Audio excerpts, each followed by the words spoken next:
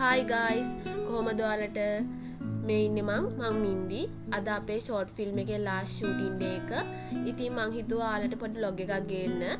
මේ මගේ first vlog එක. ඉතින් පොඩි අඩුපාඩු ඇති. ඒ අඩුපාඩු මොනවද ඔයාලට කොහොමද මේ වීඩියෝ එක ගැන හිතෙන්නේ කියලා බලලා කමෙන්ට් එකක් දාගෙන යන්නවා.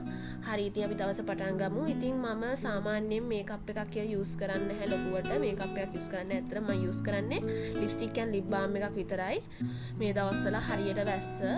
ඉතින් මං හිතුවා ඇත්තටම අදත් වහී කියලා. බට් ලකීලි අද වැස්සේ නැහැ. හොඳට අවුව පායලා තිබ්බා. අපේ කට්ටියම ප්ලෑන් කරා 8 වෙද්දි කොට්ටා බස් ස්ටෑන්ඩ් එකට ඇවිල්ලා තියෙන්නේ ඕන කියලා. ඉතින් මමත් වේලාසරින්ම ලෑස්ති වෙලා යන්න කියලා තමයි ඇත්තටම හිතාගෙන හිටියේ. බට් මට වේලාසරින්ම ලෑස්ති වෙලා යන්න බැරි වුණා. බස් එකක් අල්ල ගන්නත් බැරි වෙන හින්දා ටුක් එකක් දාගෙන තමයි ආවේ.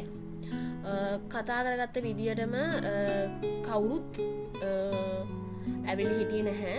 ඉතින් මං කට්ටියට කතා කරලා බැලුවා.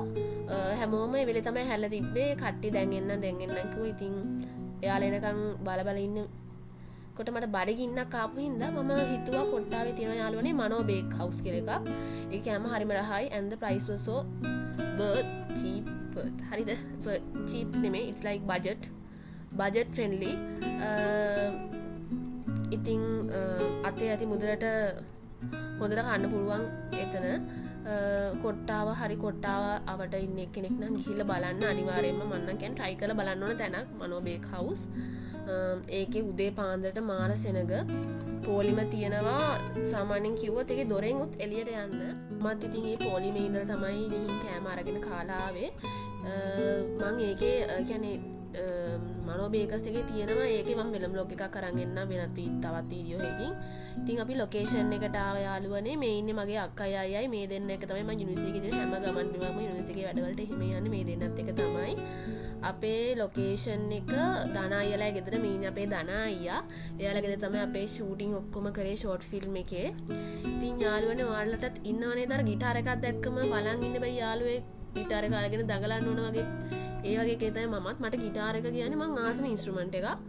මට ඒක දැක්කම කියන්නේ ඒක ප්ලේ කරන එකේ දැක්කම මට ඉන්න බෑ. මට එතන ගිහලා ආ සින්දුව කියන අහන්න ඕනේ.